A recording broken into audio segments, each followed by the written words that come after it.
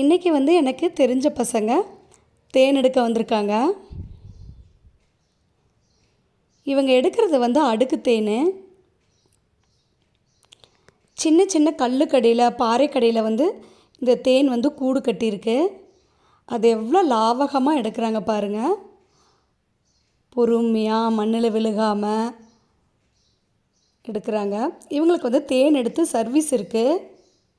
ஆமாம், ஒட்டிகிட்டு இருக்குது. அவ்வளோ அதை எடுங்கண்ணா, அதை அப்படியே பரவாயில்ல தூக்குங்க. அதை புண்ணா தூக்காமலாம் ஒன்றும் பண்ண முடியாது. மண்ணு பஸ்ட்டு தள்ளுங்க. என்ன என்ன என்ன பொறுமையாக பிக்கணும், வெடுக்கணும்னு வச்சுக்கோ. அவ்வளோ அப்படி கேட்கட்டும். கட்டி ஒன்றும் இல்லை அப்படியே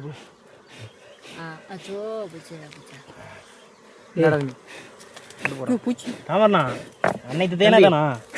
அன்னைக்கு தேனை எடுத்தவங்க வர இதை ஃபஸ்ட்டு அழுங்காத வந்து பார்த்தீங்கன்னா நீங்கள் வர தேனை வந்து பார்த்தீங்கன்னா எடுத்து இங்கே வர ஃபஸ்ட்டு அதில் எடுத்து பொறுமையாக போடு. இந்த ஃபஸ்ட்டு தேனை வச்சு கூடாது.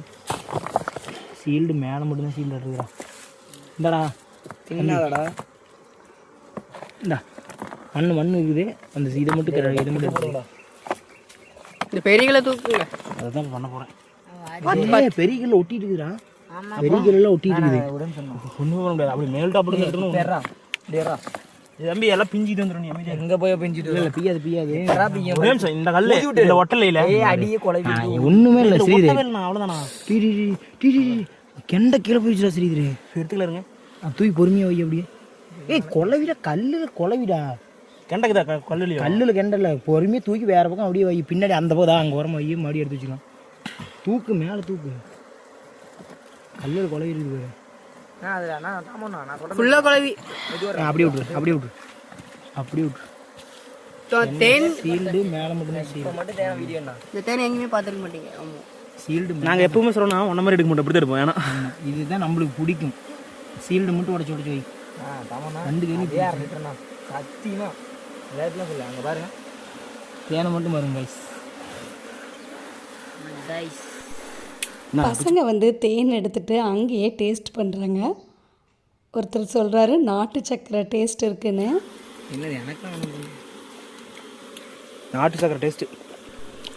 தேன் அடைய வந்து கசக்காமல் பொறுமையாக லட்டு மாதிரி எடுக்கிறாரு பாருங்க அவர்.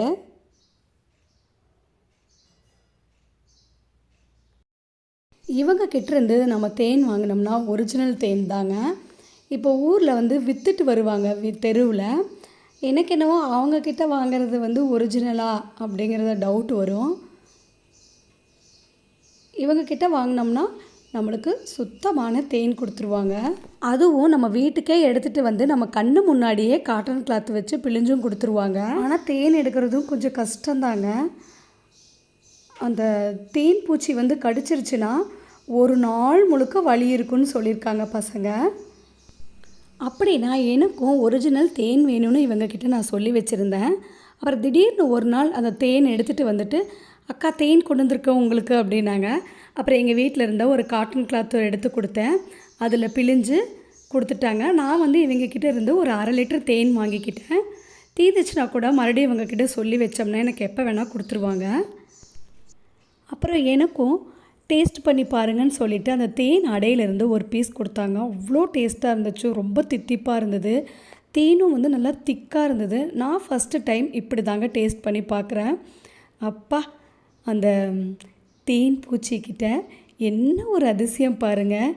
இயற்கையாகவே இவ்வளவு தித்திப்பான தேன் கொடுக்குறது. பசங்க ஓரளவுக்கு தேன் கொஞ்சம் நிறையா தான் சேகரிச்சுட்டு வந்திருந்தாங்க. இப்போ இதை வந்து ஒரு காட்டன் கிளாத்தில் வச்சு இந்த மாதிரி தாங்க பிழிஞ்சு எடுப்பாங்க. அதுக்கப்புறம் நம்ம ஒரு பாட்டிலில் ஸ்டோர் பண்ணி வச்சுக்கலாம். அப்புறம் கிணத்துலேருந்து கொம்பு தேன் எடுத்துகிட்டு வந்திருக்காங்க பாருங்கள். அப்படியே தேன் அடையோடு அழகாக இருக்குது. அந்த கொம்பில் கூடு கட்டி இருக்கிறதுனால தான் அதுக்கு கொம்பு தேனுன்னு பேர் வந்திருக்குமோ. இன்றைக்கி நான் கேரட் ஜூஸ் செஞ்சுருக்கேன். இதில் வந்து கேரட், தேங்காய், ஏலக்காய், இஞ்சி சேர்த்துருக்கேன். தேங்காய் அதிகமாக இருந்ததுனால கொஞ்சம் அதிகமாகவே நான் சேர்த்துருக்கேன். இதில் நம்ம தேன் கலந்து குடிச்சிக்கலாம். குட்டி பசங்களுக்கு சர்க்கரை சேர்க்காமல் இந்த மாதிரி சுத்தமான தேன் கலந்து கொடுக்கலாம். உடம்புக்கு ரொம்ப நல்லது. இந்த வீடியோ உங்களுக்கு பிடிச்சதுன்னா உங்கள் ஃப்ரெண்ட்ஸ்க்கும் ஷேர் பண்ணுங்கள், லைக் பண்ணுங்கள். புதுசாக இப்போ தான் என்னோடய வீடியோ பார்க்குறீங்கன்னா கீழே இருக்கிற ரெட் கலர் சப்ஸ்கிரைப் பட்டனை கிளிக் பண்ணிவிடுங்க. தேங்க்யூ.